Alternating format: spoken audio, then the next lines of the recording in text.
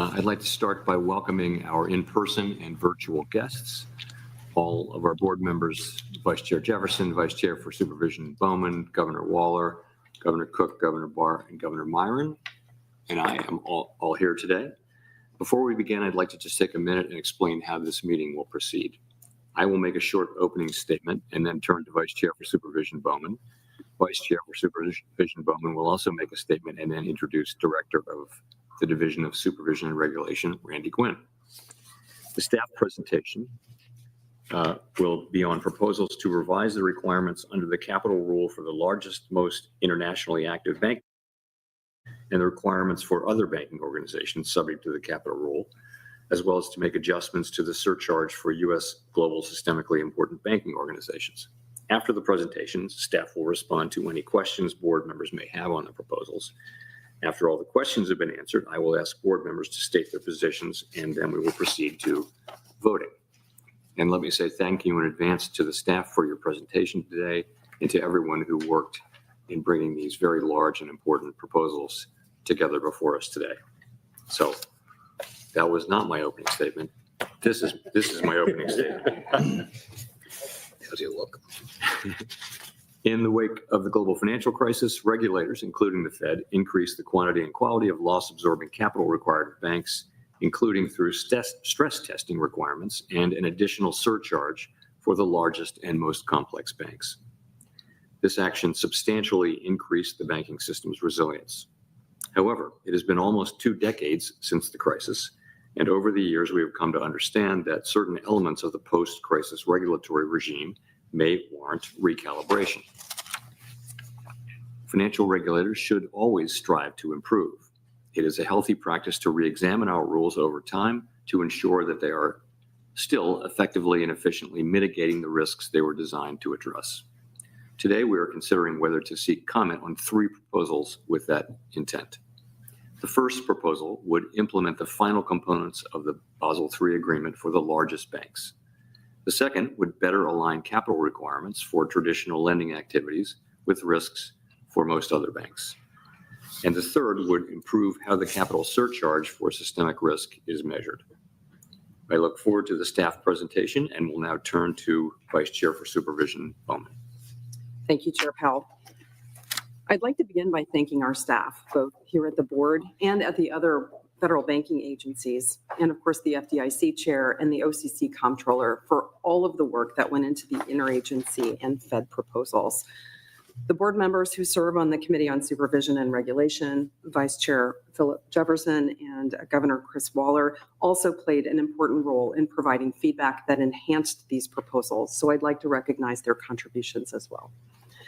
And as the board is well aware, these are complex, lengthy, and very detailed proposals. And I appreciate all of our board members' willingness to engage in extensive briefings and discussions with our staff over the past several weeks. The 3 proposals that we are considering today modernize the bank capital requirements that are the foundation of our regulatory framework.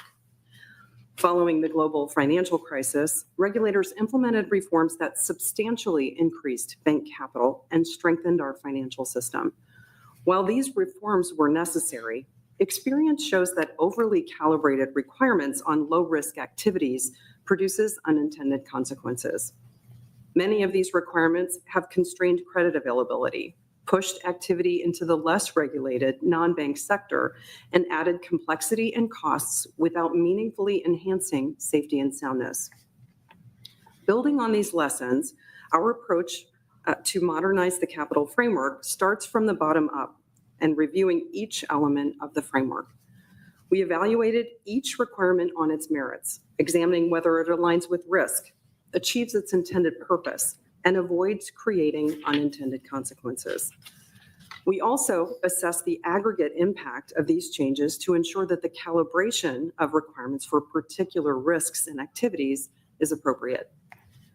As staff will explain in greater detail, two of the proposals address pillars of the capital framework for our largest banks, the Basel III framework and the GSIB surcharge. These proposals streamline the risk-based capital framework using a single set of calculations, improve alignment between requirements and risks, and revise the GSIB surcharge to better capture the risks of our largest and our most complex banks. These changes should be considered as a part of a comprehensive review of capital requirements undertaken over the past 9 months. We have carefully considered overlapping requirements between Basel III and stress testing to help ensure that when combined, capital requirements appropriately capture risks rather than being overly punitive. The third proposal updates the capital requirements for smaller and less complex banks.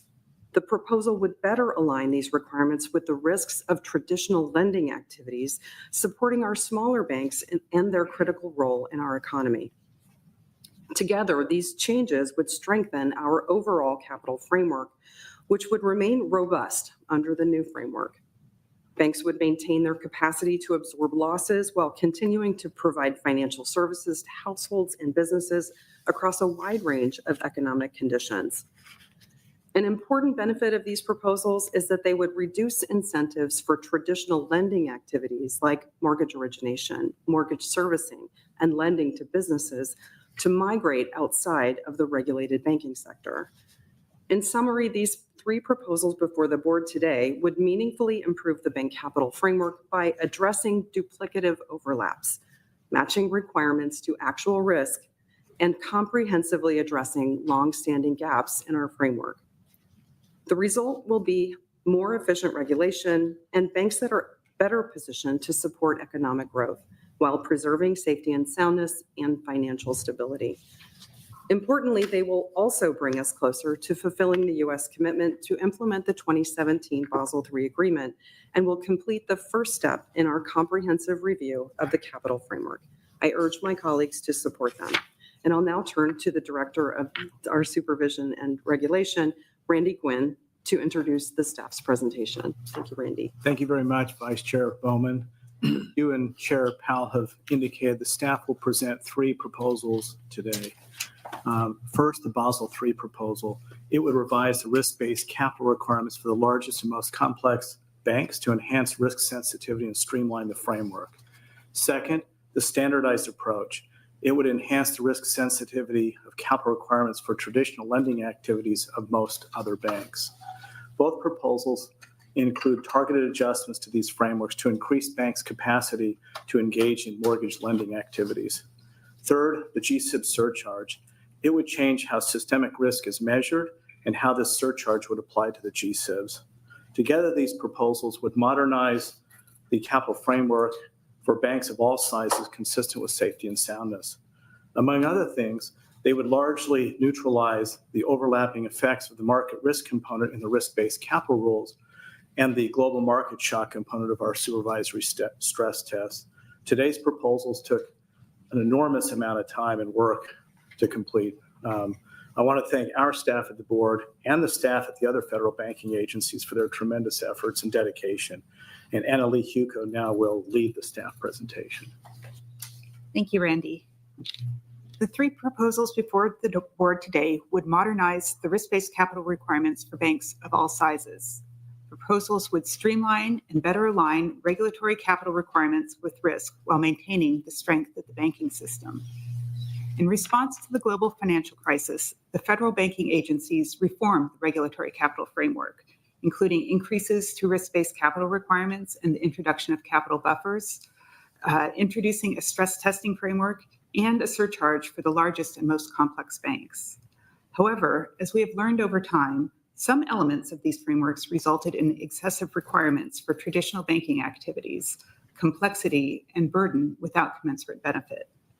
To address these shortcomings, today's proposals would streamline and modernize the regulatory capital framework to better align capital requirements with risk and further enhance banks' ability to provide financial services and better ensure that they support the U.S. economy across all economic conditions. I will begin by describing the Basel III proposal, which would improve the risk-based capital framework for the largest and most complex banks in 3 ways. First, it would streamline the framework by no longer requiring them to use multiple approaches to determine compliance with risk-based capital requirements, and instead would implement a single approach termed the expanded risk-based capital approach. Second, the proposal would better and more consistently capture credit, market, and operational risk. For credit risk, it would increase risk sensitivity by varying capital requirements based on additional risk drivers, like loan-to-value ratios for real estate exposures, payment history for certain retail exposures, and bank assessments of corporate credit risk.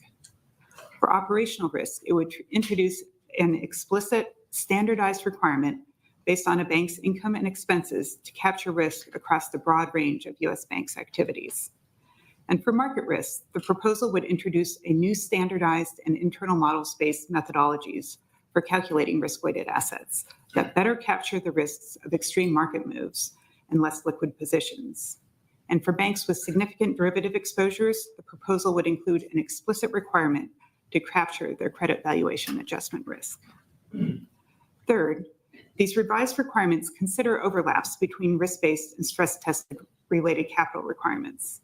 The Basel III proposal would increase capital requirements associated with operational risk and market risk, whereas the previously proposed stress testing changes include a reduction to the projected losses relating to operational risk and trading positions. Taken together, the proposed revisions to market risk and operational risk in the Basel III proposal and the stress test changes generally offset and ensure an appropriate overall level of capital for these activities. Finally, requirements under the Basel III proposal would generally be consistent with international capital standards. Where appropriate, the proposals differ from the Basel standards to reflect unique characteristics of the U.S. banking and financial system. I will now turn to the GSIB surcharge. This second proposal would improve how the largest and most complex bank's systemic risk is measured in 5 ways. First, the proposal would improve the measurement of systemic risk to reflect changes in the financial system and economy in recent years, and automatically adjust them to account for economic growth and inflation going forward. Second, the proposal would remove the risk-weighted assets denominator from the short-term wholesale funding indicator, because doing so provides a more direct measure of systemic risk and avoids counterintuitive outcomes. In addition, the proposal would recalibrate the weight of that indicator to 20% as originally intended. Third, the proposal would require firms to calculate certain systemic indicators as an average of daily or monthly values, rather than as on a point-in-time basis at year-end. This will better reflect a firm's systemic risk profile and reduce incentives for firms to make temporary adjustments at year-end. Fourth, the GSIB capital surcharge would change in 10 basis increments rather than the current 50 basis point increments to better reflect smaller changes in a bank's systemic risk profile. And finally, the proposal would adjust measurements of certain systemic indicators and improve clarity of instructions for regulatory reporting, again refining our measurement of systemic risk. Lastly, I will now briefly discuss the standardized approach proposal. This proposal would generally apply to all but the largest banks. It would enhance the risk sensitivity of the risk-based capital requirements for traditional lending activities by lowering them in broad alignment with the requirements of the Basel III proposal. In addition to modestly lowering the risk weights for most lending activity, the proposal would increase banks' capacity to engage in mortgage lending and servicing. Like the Basel III proposal, the standardized approach proposal would use loan-to-value ratios to determine the applicable risk weight for residential mortgages and would remove any requirement to deduct mortgage servicing assets from regulatory capital, instead assigning a set risk weight to all mortgage servicing assets. In addition, the proposal would make targeted adjustments to the existing counterparty credit risk mitigation, and securitization requirements.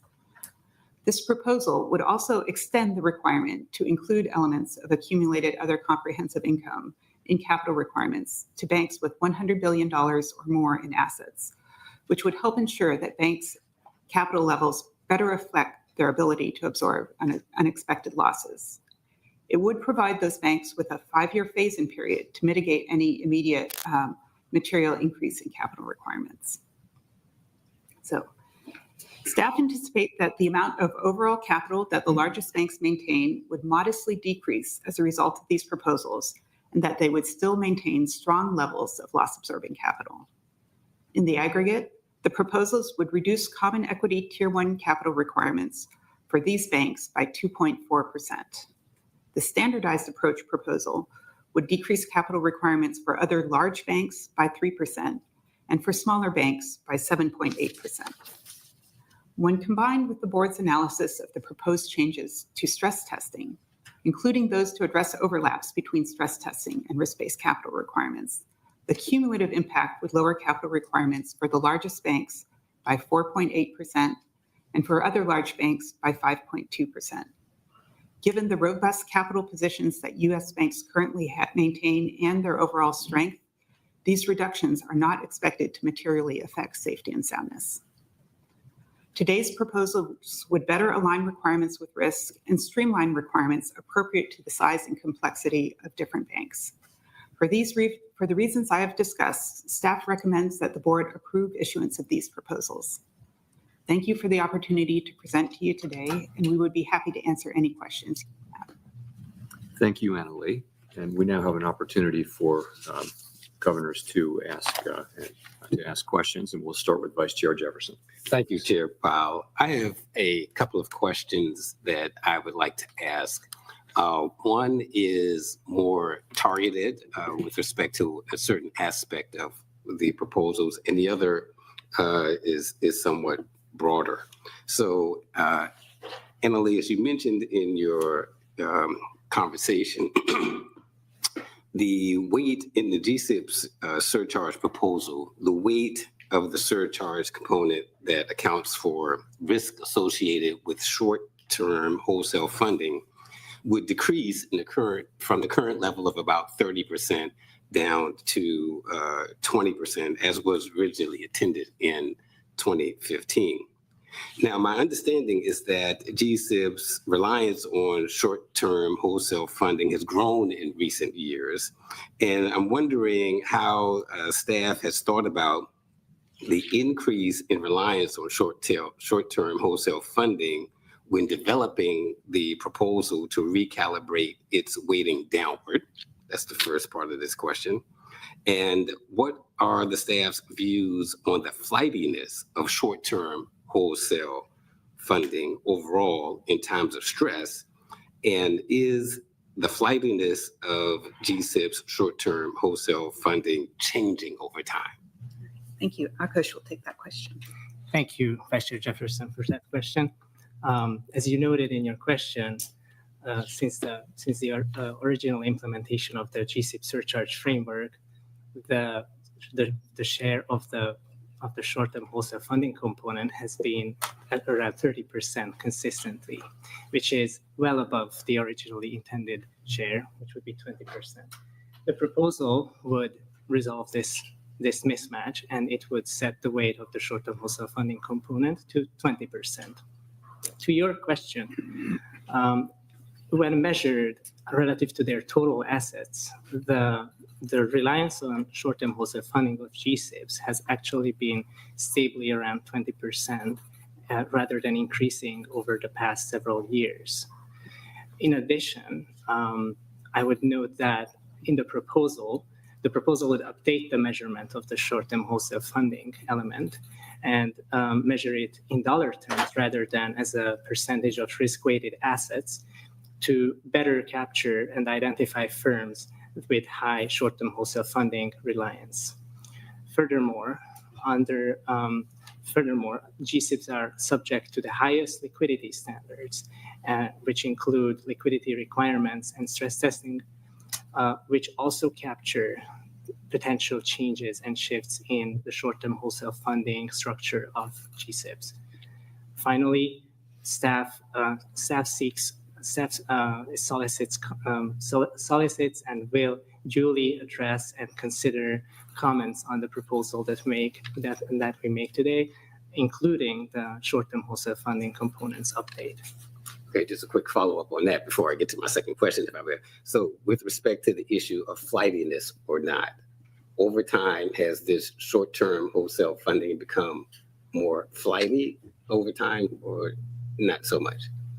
We do not discuss the flightiness in the economic analysis for the GSIB proposal, but as I noted, the reliance on the short-term wholesale funding has not changed over time when expressed as relative to the total assets of these firms. Okay, well, I hope in the feedback that we will get that we'll have some more information with respect to qualitatively how the short-term wholesale funding is behaving over time with respect to this flightiness component.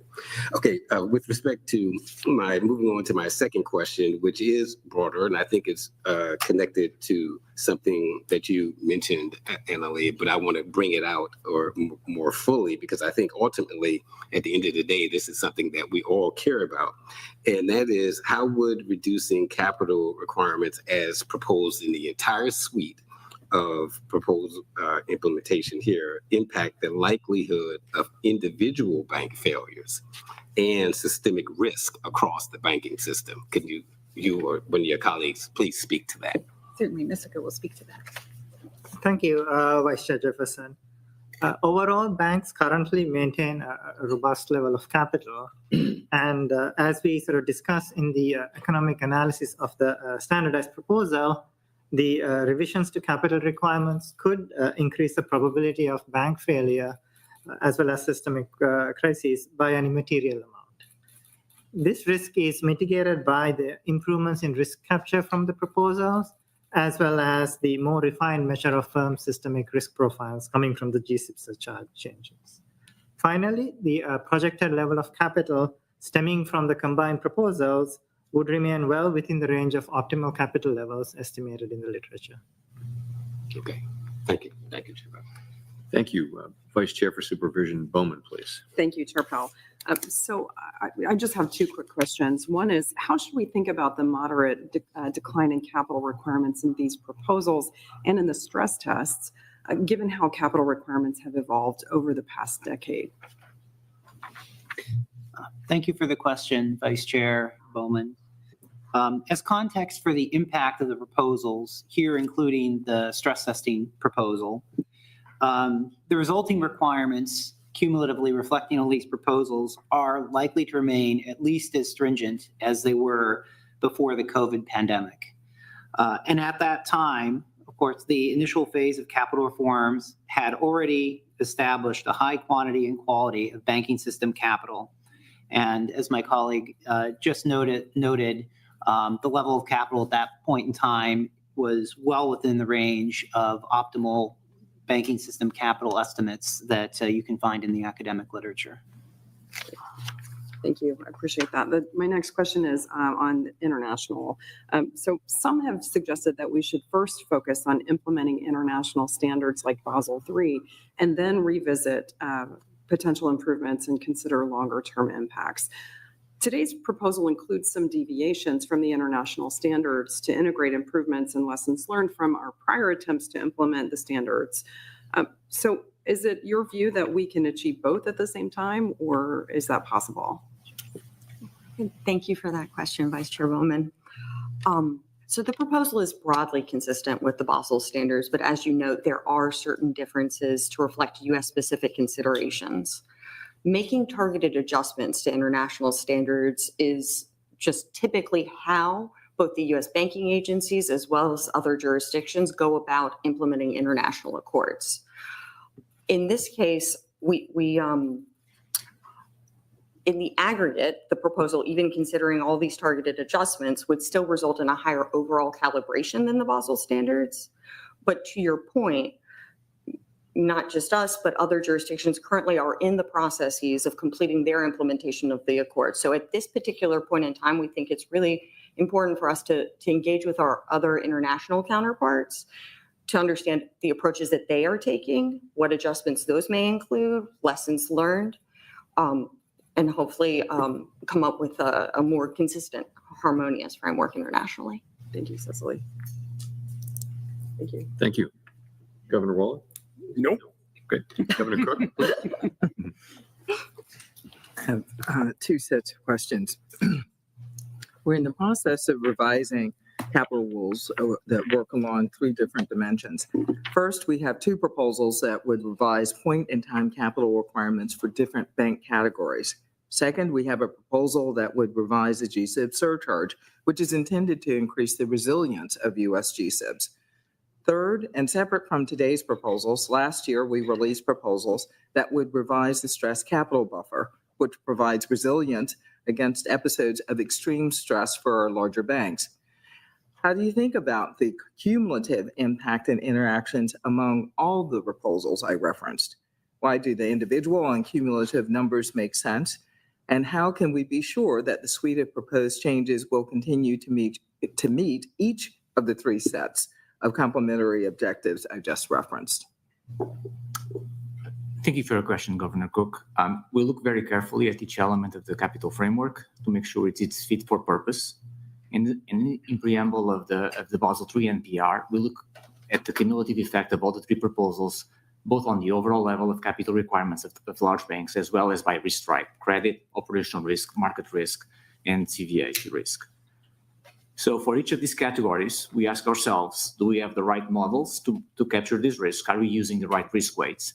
And if the answer to this question is yes, we adopt it as proposed. Otherwise, we'll just make sure that we made adjustments to make sure that it was well-grounded in robust economic logic, and we adjusted adjusted the requirements where it was necessary to do so. For example, with operational risk, we made both adjustments to the Basel framework, especially around the treatment of fee income for the largest banks, as well as in the stress testing. We also make adjustments to the models we use to calculate operational risk losses under stress when we thought the models were not fit for purpose or they have significant concerns, raise significant concerns. Also, more broadly, when you look at the overall level of capital requirements, we did a counterfactual analysis where we were looked at where capital requirements have evolved since 2019. And in particular, there was an increase in capital requirements, both due to the growth of the GSIB surcharge for economic growth, as well as the implementation of the stress capital buffer framework. So we looked at what was the effect of those two proposals on the capital requirements. And given the adjustments we are proposing to do today, how far off we are from the levels of capital back in 2019. And our results show that we mostly offset some of those the increase in capital requirements post-2019. I also say finally, for the banks above 100 billion in assets, we have the stress testing framework that gives us the ability to refine the models over time. So we think if we are not capturing the risks appropriately and they are shifting, we can make changes to the models and subject them to notice and comment. So just in summary, the approach we are taking is meant to ensure that in aggregate, the revised minimum requirements, the GSIB surcharge and the stress capital buffer remain complementary and continue to meet the objectives you referenced, aligning capital with risk, supporting resilience in stress, and doing so in a sound empirical fashion. The second set of questions I have relate to LMI households and small businesses. So can you talk about the expected impact of today's proposals on low and moderate income households and small businesses? What analysis has SEF done to consider this impact? Sure. Thank you for your question. I'll take that one as well. So generally speaking, the proposals are meant to align the risk of the exposures, the capital requirements with the risk of the exposures. There is a significant decrease in capital requirements generally for lending specifically. These would affect all types of lending.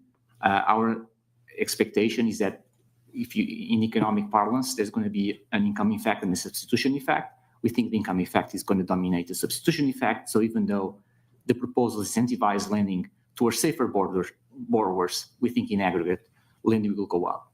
Now, specifically for LMI borrowers, I think one potentially important channel is going to be mortgage lending. In particular for LMI, the capital treatment of MSAs, mortgage servicing assets, is important because a large share of mortgage loans to LMIs are securitized. And so first, number one, the proposal eliminates the capital deduction of 1250% for MSAs. In addition, we're also asking the question of whether the 250% risk weight for MSAs is appropriate or unduly conservative. Broadly speaking, when the banks choose whether to originate and servicing and securitize the mortgages, they are also including the factor of servicing rights into their valuation assessments, and the fact that we are potentially, we are reducing requirements for MSAs. This would reduce some of these incentives the banks currently have to originate and securitize mortgages for LMI borrowers. Now, one other aspect in terms of the small business lending. So one of the changes we have is for investment grade borrowers, we are removing the requirement that they need to have securities listed on recognized exchanges. And we know none of the small businesses by definition would be publicly listed. So the risk weight is 65% for investment grade borrowers. So to the extent small businesses meet the requirement as we define in our rule of what it means investment grade, they'll be eligible for the 65% risk weight. So that's the most important change, I believe, for small business. Great. Thank you. Governor Barr, please.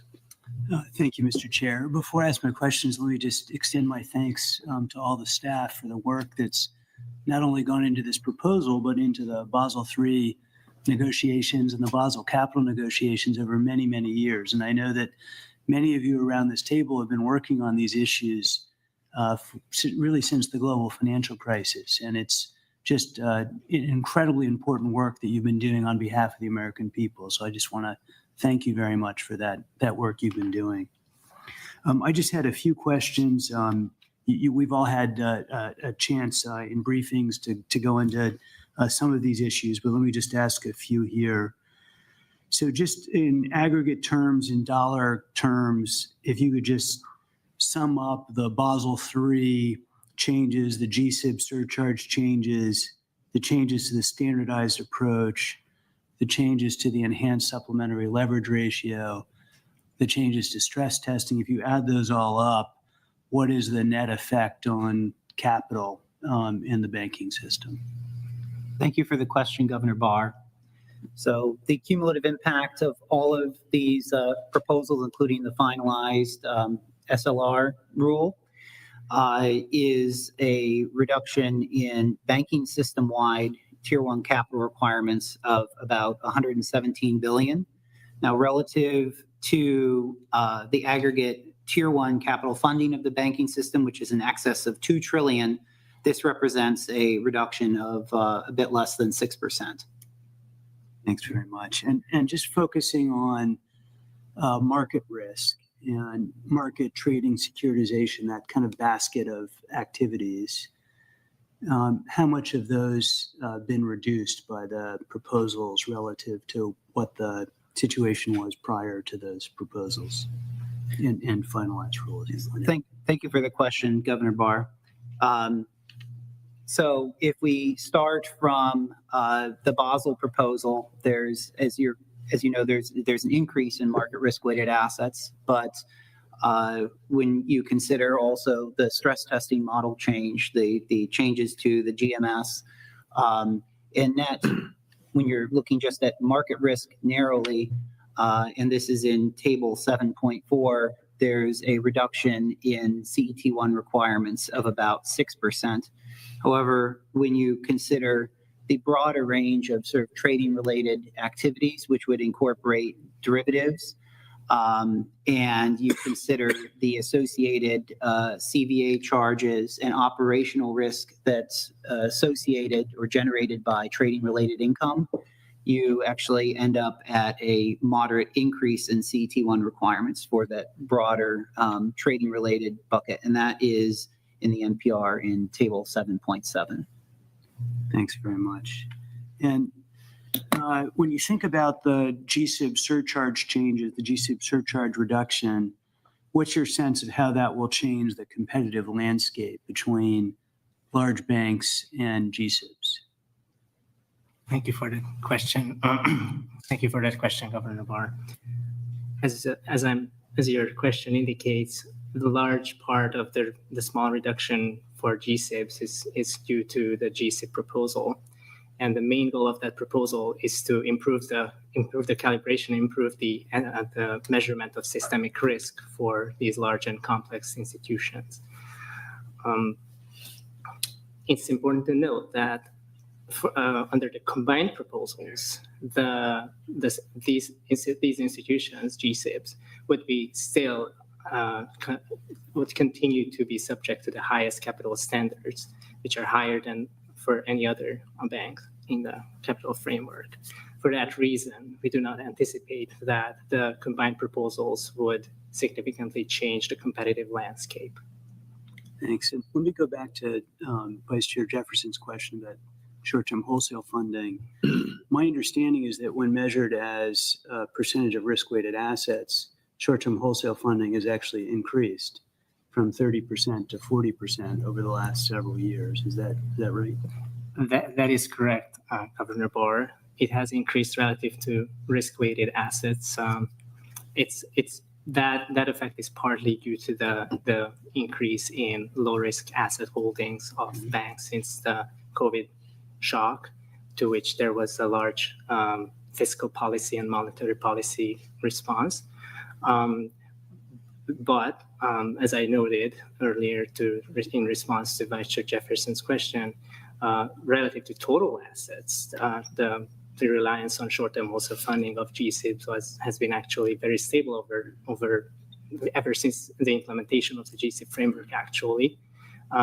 Under the proposal, we propose to remove the short-term, the risk-weighted asset denominator and measure short-term wholesale funding exposure or reliance on based on in dollar terms.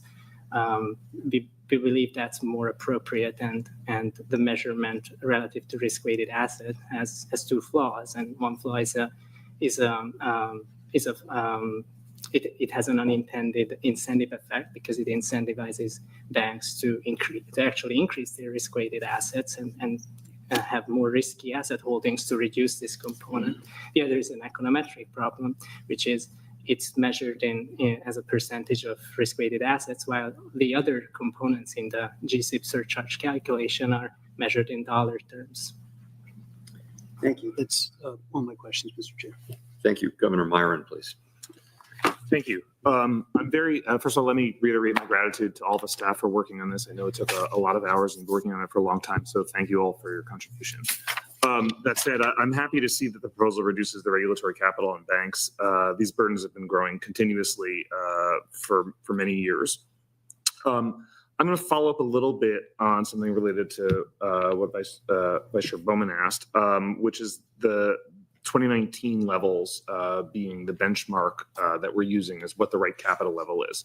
I'm sort of interested in pushing a little more on why that's the right year for thinking about what the right level of capital requirements are. And specifically, if we decided to deviate from that benchmark and release capital and allow additional capital reduction from those levels, what would be the ways in which it would be most advantageous to push further than 2019? Thank you for your question, Governor Myron. First of all, I'll just speak fundamentally that we did not develop the proposals with a target for how much capital should go up or down. I think that has to be stated clearly. Instead, we took a careful bottom-up look for each element of the framework to see whether, first of all, it was fit for purpose and how it interacts with the rest of the capital framework collectively. That process led us to proposals that are intended to better align capital requirements with actual risks that banks take, and that also help address some of the overlap between the minimum requirements and the buffer requirements.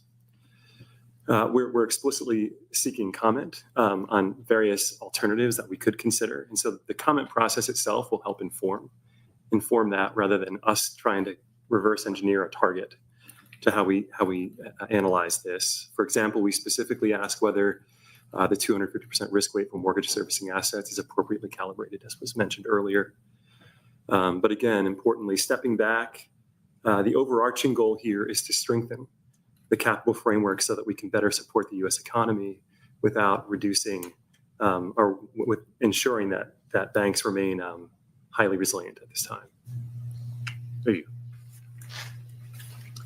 Thank you. So if there are no further questions, we will now proceed to stating our positions on the proposals. And I'll turn first to Vice Chair Jefferson. Thank you, Chair Powell. I'd like to thank the staff for their work on the proposals presented today.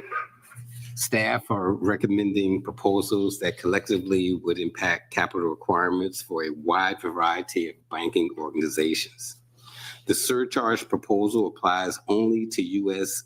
global systemically important banking organizations, or GSIBs, which are the largest and most complex institutions.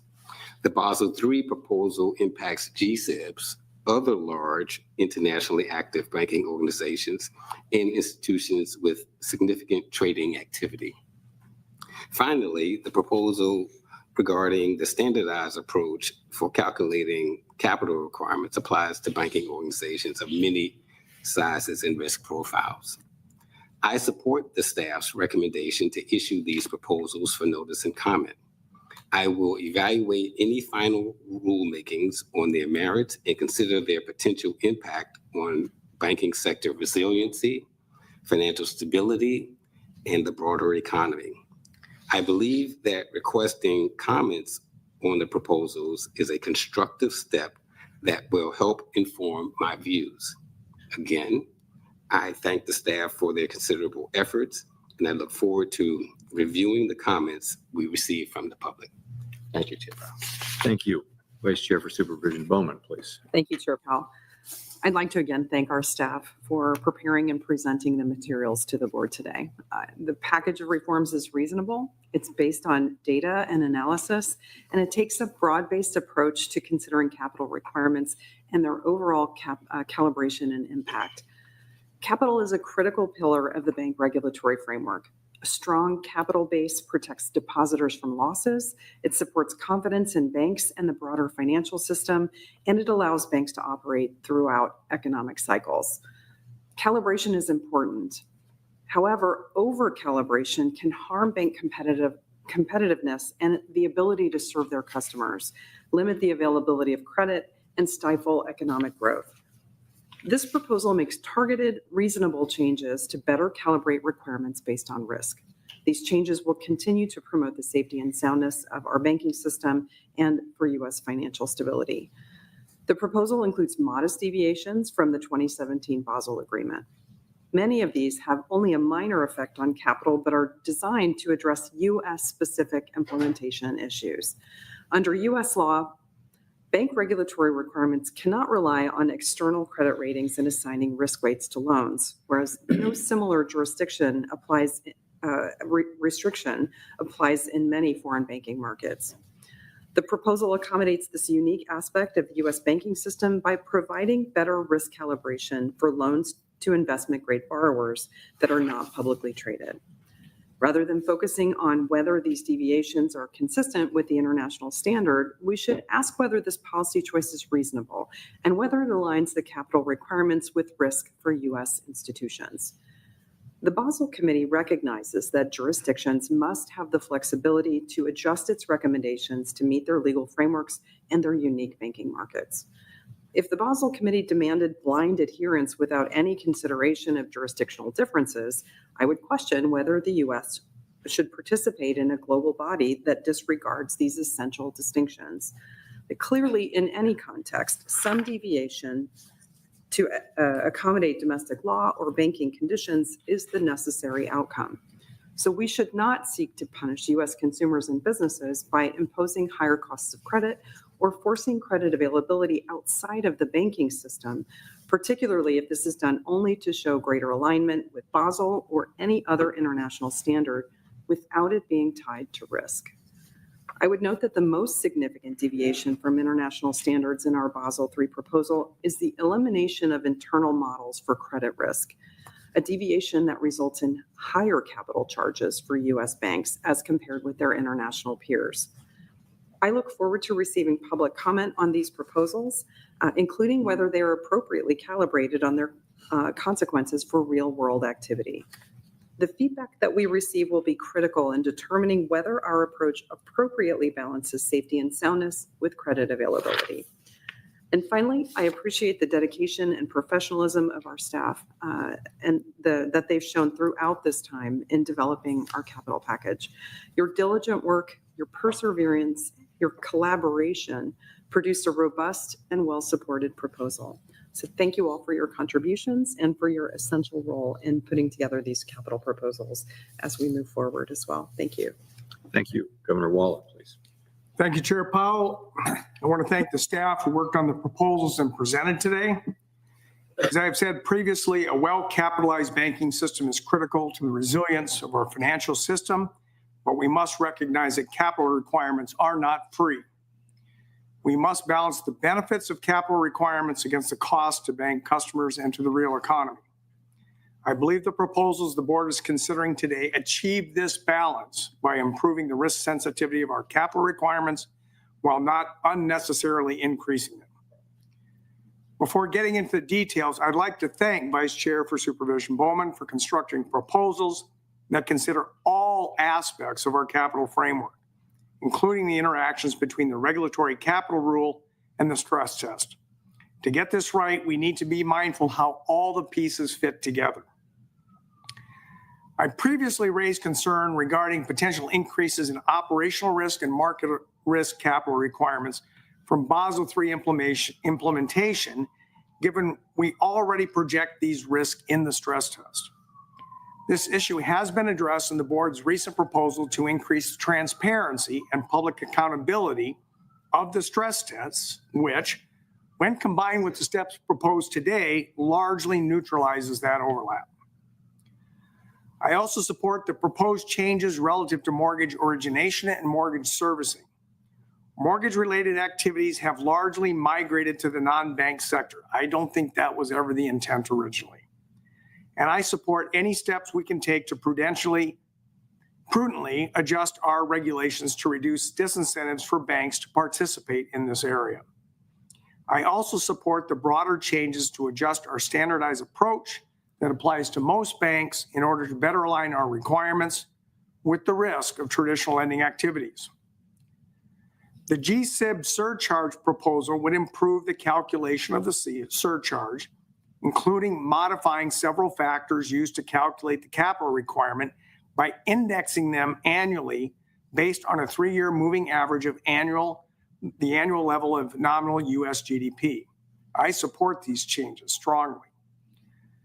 The other capital proposals out there would index various thresholds based on adjusting for inflation using the Consumer Price Index for urban wage earners and clerical workers, or what's referred to as CPIW.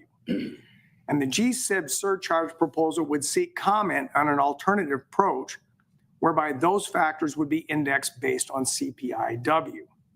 So I want to take a few moments to talk about this indexation debate and why I think it is critical to index bank size regulatory thresholds and the GSIB surcharge to nominal GDP rather than tied to any CPI measure. What matters for assessing the systematic importance of a bank is its nominal size relative to the nominal size of the US economy. The absolute nominal size of a bank is not relevant. For example, in 1930, Bank of America was the largest bank in the world with $6 billion in assets. That's the nominal size of a community bank today. The US economy grows in nominal terms for 2 reasons: increases in the general price level of all goods and services, and increases in the quantities of goods and services produced in the economy. Prices increase for all goods and services, such as consumer goods, investment goods, such as equipment and software, as well as government-provided goods and services. The quantities of goods and services increase because of investment in building and machinery, technological change, and increasing labor input. The key point is that banks' assets and liabilities also increase over time for both reasons.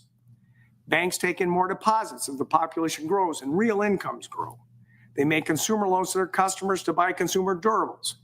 Banks finance lending for firms to invest in machinery and software, as well as for firms to develop new technologies such as artificial intelligence or AI.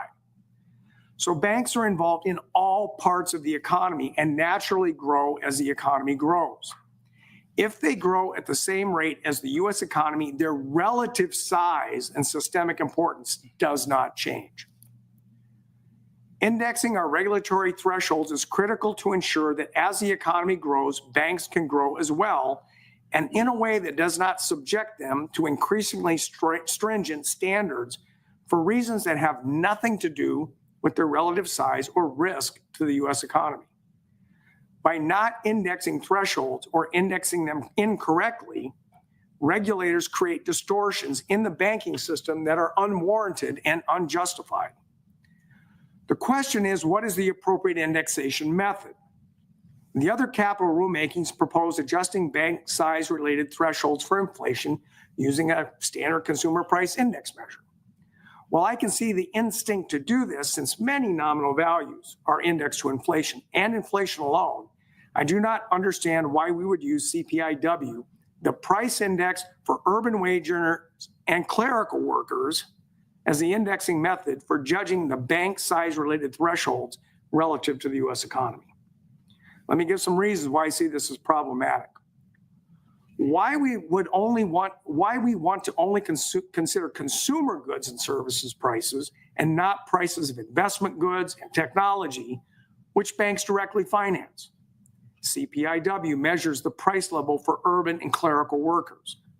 Are those the only economic actors that banks interact with?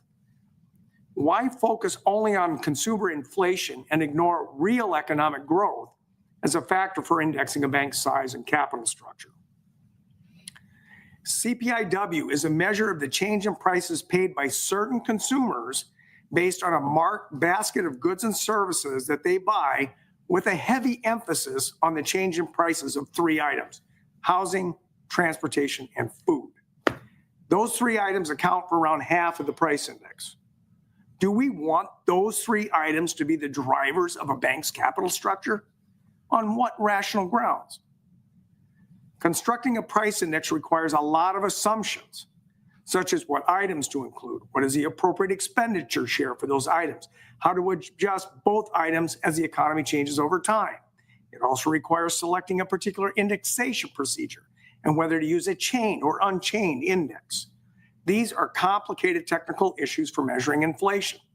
The beauty of using nominal GDP is it's a simple sum method of aggregation that does not require making any of these types of assumptions, and it's also pretty easy to understand. By not indexing a bank size to nominal GDP in the past, we have created distortions to the banking system and imposed excessively stringent capital requirements that are unwarranted. So we face two questions.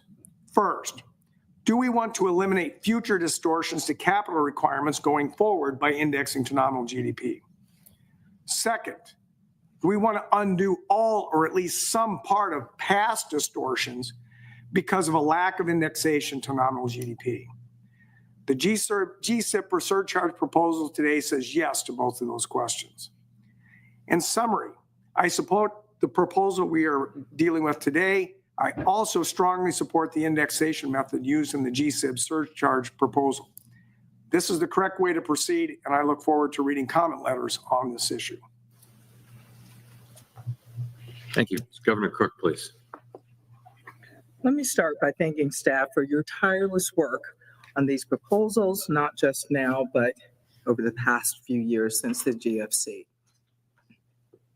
Effective capital regulations are among the most important, if not the most important, pillars supporting the resilience of the U.S. financial system. Today, the board considers three capital proposals. Their interactions, and in combination with our earlier proposals on stress testing, will materially change risk-based capital requirements for U.S. banking institutions. I am comfortable with issuing these proposals for comment. I will review any final rules on their merits and take into account careful consideration of stakeholder comments. I strongly support several of the proposed changes to our capital rules. First, the Basel III proposal addresses a number of shortcomings in the capital framework that predate the 2008 financial crisis. I very much welcome the replacement of the advanced approaches framework, a more constrained role for bank internal credit models, a more sophisticated approach to market risk. And the proposal also includes important changes that address unintended deficiencies in our post-crisis reforms, such as phasing in AOCI for securities in the available for stock book for Category 3 and Category 4 banking organizations, and reforms for the GSIB surcharge framework to mitigate window dressing and avoid cliff effects. Finally, we must devise a capital framework that works for the United States. I view finishing U.S. implementation of Basel III capital standards as an important milestone of post-crisis reform. Our continued participation and leadership in international standard-setting bodies ensures that U.S. institutions can compete on a level playing field. Allow me to highlight a few areas of potential concern. First, as noted in the proposal, the current Method 2 framework lacks a mechanism to account for evolution and growth of the financial system. While the framework may have been fit for purpose 10 years ago, it no longer captures a GSIB's footprint within the broader financial system. Today's proposal tries to solve this problem by doing a one-time calibration of the original coefficients and periodically adjusting them using GDP growth instead of directly relevant measures of financial system growth. I am concerned that we are setting ourselves up to have the same conversation in 5 to 10 years about Method 2 surcharges veering off their intended course. I would favor using an analog to the Method 1 approach, where the GSIB indicators are explicitly measured relative to the broader financial system. Such an approach would obviate any claims of reverse engineering and render periodic adjustments unnecessary. Next, I would like to highlight the significant reduction in the effective risk weights for mortgage-related activities. This may bring mortgage origination back into the regulated banking sector, and it could increase overall mortgage availability. However, we must carefully consider how removing capital thresholds for MSRs will affect banks' management of their embedded volatility and operational risks, especially given the significant losses banks experienced on MSRs during the financial crisis. Finally, I am reserving judgment as to whether the down calibrations that are contributing to the material decline in capital requirements are actually making capital requirements more risk sensitive. Granular requirements are not necessarily equivalent to risk sensitive requirements, especially for exposures where our visibility may be quite limited. Better data and sight lines into banks' exposures to certain non-bank intermediaries, for example, would give me greater comfort in assessing the proposed changes and the treatment of those exposures. To conclude, overly onerous capital requirements may constrain the ability or willingness of banks to make loans to creditworthy American households and businesses. But if requirements are not strong enough, the capital needed to fund loans to creditworthy American households and businesses will be in short supply during the periods of economic stress when it is needed most. It is critical that we strike the right balance, which is why I welcome comments from a broad range of stakeholders on the overall impact of these proposals, including how they interact with other proposals before the board. I also welcome comments regarding how these proposals might affect low and moderate income households and financial inclusion more generally. Thank you. Thank you. Governor Barr, please. Thank you, Mr. Chair. I'd like to thank the staff again for their hard work in developing the proposals before the board today. The package includes many provisions that I have supported in the past as part of the board's July 2023 capital proposals and in my September 2024 speech discussing the potential reproposal of these rules, and which I continue to support. However, I cannot support any of the 3 proposals as presented today. Bank capital rules help to ensure that banks fund themselves with capital commensurate with the risks of their activities and the risks that they pose to the U.S. financial system. Today's proposals, when combined with the impact of proposed changes to the board's stress tests, would lower the common equity Tier 1 capital requirements of the largest banks by 4.8%. When those changes are considered in combination with the recent changes to the enhanced supplemental leverage ratio, the impact on globally systemically important banks is even larger, a decrease in Tier 1 capital requirements of 6%. These significant reductions in capital requirements are unnecessary and unwise. The capital surcharge for GSIBs could be refined, and the Basel III reforms could be adopted in the United States without materially weakening the capital framework. Today's proposals, if adopted, would harm the resilience of banks and the U.S. financial system. Starting with the proposal to revise the calculation of the GSIB surcharge, I support certain aspects of the proposal that would better align a firm's surcharge with its systemic risk, such as calculating the surcharge based on annual averages rather than year-end values, and assigning surcharges based on narrower scoring bands. However, the proposal would make certain other modifications to the GSIB surcharge that are not adequately supported, and that would lead to unwarranted capital requirement reductions for the very largest banks. These changes could have a negative impact on financial stability and the competitive landscape. For example, the proposal would recalibrate the GSIB's framework so that short-term wholesale funding component would account for 20% of GSIB's aggregate Method 2 scores. Banks' reliance on short-term wholesale funding can leave firms vulnerable to runs that undermine financial stability. When the board adopted its GSIB framework, it stated that it intended for the short-term wholesale funding component to comprise 20% of Method 2 scores for GSIBs. As it turns out, however, GSIBs are even more reliant on short-term wholesale funding than initially thought, meaning that the component has made up approximately 30% of firms' Method 2 scores. The proposal reasons that the appropriate response to this would be to reduce the impact of short-term wholesale funding on the Method 2 score calculation. But there is a different and more consequential conclusion. If this type of funding is so much more prevalent than the board initially suspected, that just means that the problem the board was trying to deal with was bigger than initially believed. Further, banks' reliance on short-term wholesale funding relative to their risk-weighted assets has grown from approximately 30% to 40% between 2016 and 2024. Given these facts, there is little to be said in favor of reducing the impact of this type of funding on firms' GSIB surcharges. As another example, the proposal would make a one-time downward adjustment to the factors that determine the surcharge, otherwise known as the Method 2 systematic indicator coefficients, to offset an observed divergence in growth rates between the GSIB's Method 1 and Method 2 GSIB scores since 2019. While technical in nature, the proposed adjustment to Method 2 coefficients is significant, but because it replaces principled risk-based calibration with arbitrary alignment to a different and less stringent way to calculate the surcharge under the Method 1 approach. This has the harmful effect of eroding the purpose of having two distinct measures of systemic risk and weakening the foundation of capital rules.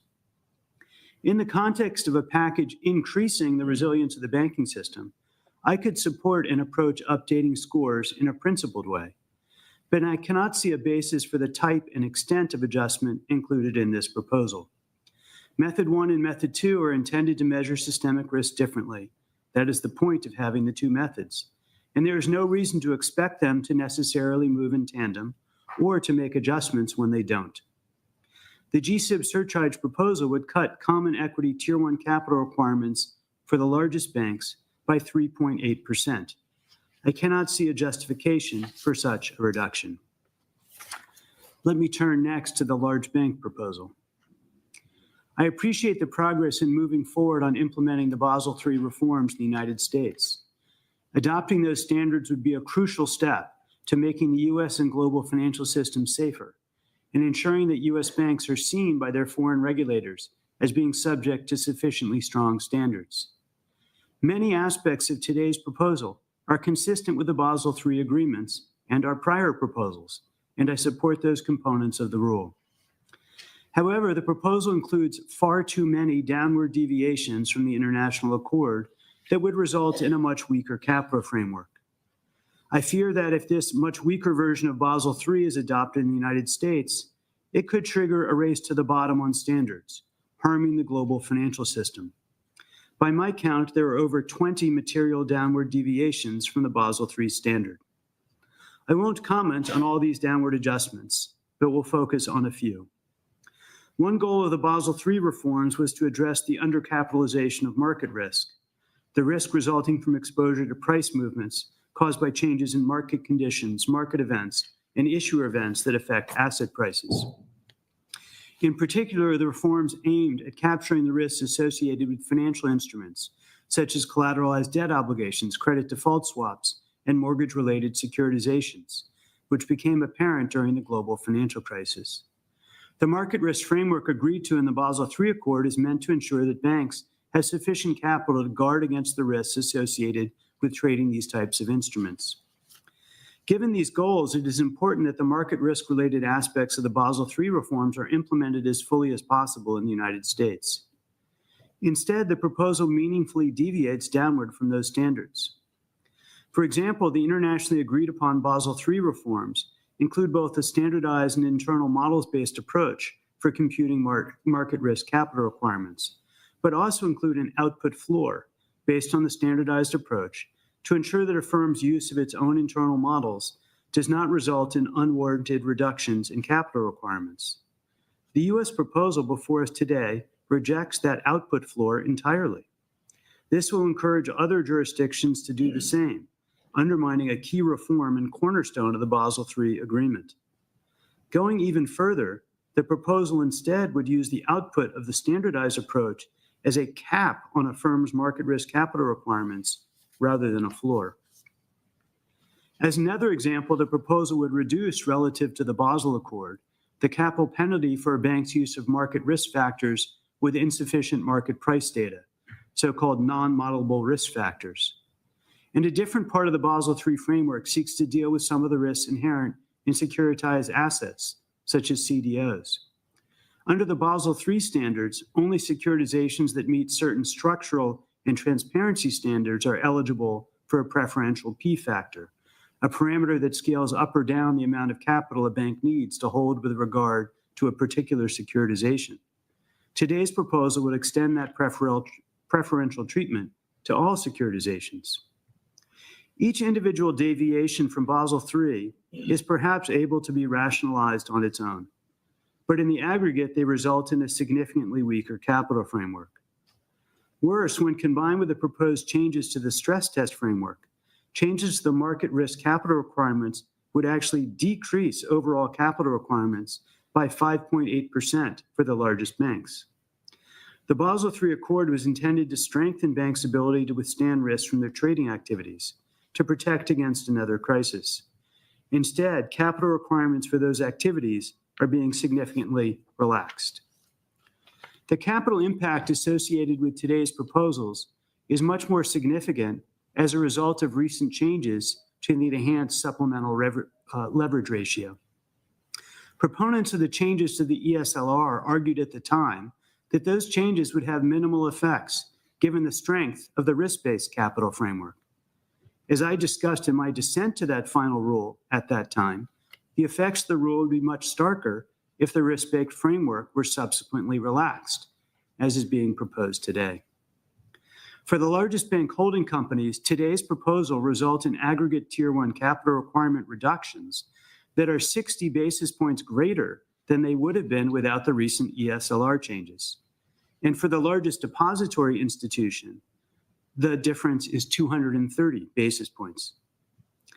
The impact of today's proposal is also exacerbated by the fact that the largest banks would be required to compute their risk-weighted assets under only one approach, rather than two, as under the current rule. This single stack approach reduces complexity, but only slightly. The largest banks could easily continue to calculate their capital requirements under the relatively simple standardized approach. Doing so would be valuable because the different approaches have different ways of assessing risk, which can be important to ensuring that banks are adequately capitalized. And a dual stack also ensures compliance with the U.S. Collins Amendment. Let me turn lastly to the standardized approach, a proposal. Another of today's proposals would modify the standardized approach in the board's capital rule, which would generally apply to all banks except for the very largest. As part of this proposal, Category 3 and 4 banking organizations would be required to include elements of accumulated other comprehensive income, or AOCI, in Common Equity Tier 1 capital, consistent with the treatment already applicable to larger firms. I support this change, which was part of our earlier package, as it would help to ensure that the capital requirements for these banks accurately reflect their capacity to absorb losses, such as from interest rate risk. However, I cannot support other aspects of the standardized approach proposal. As a whole, the proposal would weaken capital requirements for all banks. For Category 3 and 4 banks, large banks whose failure could impose significant externalities on the U.S. banking and financial system, the proposal would reduce capital requirements by 3%, or 5.2% when combined with the effects of the stress test changes. For banks under $100 billion, the proposal would decrease capital requirements by almost 8%. Overall, this is not a proposal targeted to help community banks, but rather a proposal that helps some of the biggest banks in the country. Generally speaking, these reductions in capital requirements are not justified. The standardized approach proposal incorporates aspects of the large bank proposal that lower risk weights, but largely does not incorporate those aspects of the large bank proposal that raise risk weights. This does little to make the standardized approach more risk sensitive, a more accurate reflection of the riskiness of a bank's assets. It mostly just makes the capital requirements lower. In conclusion, today's proposals add to a growing list of actions that materially weaken the board's capital requirements, particularly for the largest banks. The stress test proposal, the ESLR final rule, and today's proposals collectively would leave the U.S. banking and financial system in a more vulnerable position. Capital requirements are being significantly reduced. There are suggestions that liquidity requirements could also be reduced. Additionally, Federal Reserve supervisory staff have been cut by over 30%, and supervisory practices have been weakened. Banking is built on trust. I worry greatly that these actions are rapidly eroding that trust. I dissent. Thank you. Governor Myron, please. Thank you. I support the issuance of these proposals. Vice Chairwoman Bowman and the staff have taken great care to develop proposals that improve the risk sensitivity of the capital framework while reducing its current burden upon the banking system. While the burden initially falls on banks, it can be carried through to Main Street and the rest of the economy in the form of reduced lending that's critical to the lifeblood of the economy. For that reason, I think it is critical that we strike a balance that ensures the banking system remains sound and resilient, but does not impose any superfluous requirements. In addition, as I previously noted, right-sizing the regulatory framework helps with other aspects of our remit. As I review the comments, I'll be eager to hear the public's view on whether the proposals achieve that balance, or if there's further capital relief that can and should be provided. Thank you. Thank you. And I'm happy to support seeking public comment on all three of these proposals, and I look forward to reviewing the comments. And thank you again to the staff for the presentation and the work done to prepare these proposals. We will now proceed to voting on the proposals. I need a motion to approve, first, a proposed rule to revise the risk-based capital framework applicable to the largest, most internationally active firms and their depository institution subsidiaries, and to firms with significant trading activity referred to as the Basel III proposal, and staff to make any minor or non-substantive changes to prepare the documents for publication in the Federal Register. So moved.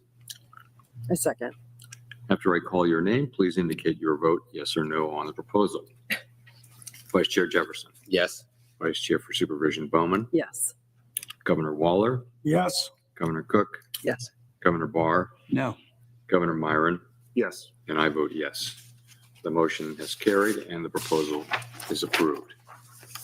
Next, I need a motion to approve a proposed rule to modify the U.S. standardized approach in the capital rule, referred to as the standardized approach proposal, and staff to make any minor or non-substantive changes to prepare the documents for publication in the Federal Register. So moved.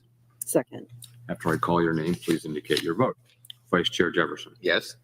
Vice Chair for Supervision Bowman, Yes. Governor Waller, Yes. Governor Cook, Yes. Governor Barr, No.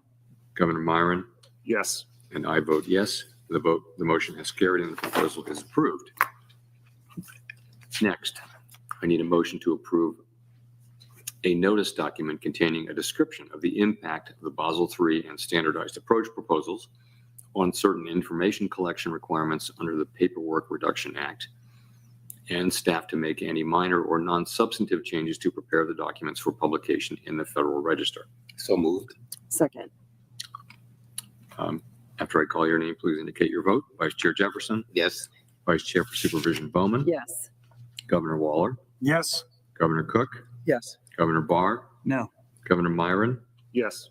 and I vote yes. The motion has carried and the proposal is approved. Finally, I need a motion to approve the proposed rule to revise the calculation of the capital surcharge for U.S. global systemically important banking organizations, referred to as the GSIB surcharge proposal, and staff to make any minor or non-substantive changes to prepare the documents for publication in the Federal Register. So moved. I second. Please indicate your vote. Vice Chair Jefferson, Yes. Vice Chair for Supervision Bowman, Yes. Governor Waller, Yes. Governor Cook, Yes. Governor Barr, No. Governor Myron, Yes. and I vote yes. The motion has carried and the proposal is approved. Financial regulations put in place since the global financial crisis substantially increased the banking system's resilience. However, it is prudent to re-examine our regulatory framework at regular intervals and strive to modernize our rules to help maintain international standards in a way that is appropriate for the U.S. banking system. We discussed 3 such proposals today. The first would help us fulfill our commitment to the Basel III capital standards by improving the calibration of the framework to better capture credit, market, and operational risks for the largest, most internationally active banks. This proposal would also simplify how banks calculate their compliance with capital requirements, requiring only one simple calculation rather than 2. And critically, the first proposal would preserve the overall calibration of the core capital requirements for our largest banks. I particularly look forward to hearing from commenters about whether our Basel III proposal successfully achieves the objectives of the international accord while tailoring to the unique characteristics of the U.S. banking system. The second proposal would make corresponding changes for other banks, which would better match their risk-based capital requirements to the actual risks of traditional lending. Drawing lessons from the regional banking stress of 2023, the proposal would also require more large banks to reflect the current value of their available for sale securities holdings in their capital levels. And the third proposal would improve how systemic risk for the largest and most complex banks is measured and how the resulting capital surcharge is implemented. This proposal would usefully address unintended consequences under the current framework and permit banks to grow in line with the U.S. economy without seeing their systemic capital surcharges increase. I would like to once again thank the staff for their hard work on the proposals. Once again, I'm struck by the quality of your analysis and the clarity of your communications. It's a real honor for all of us to work with you folks. We look forward to receiving comments on the proposals and encourage members of the public to share their views during the comment period. Thank you, and our meeting is now adjourned.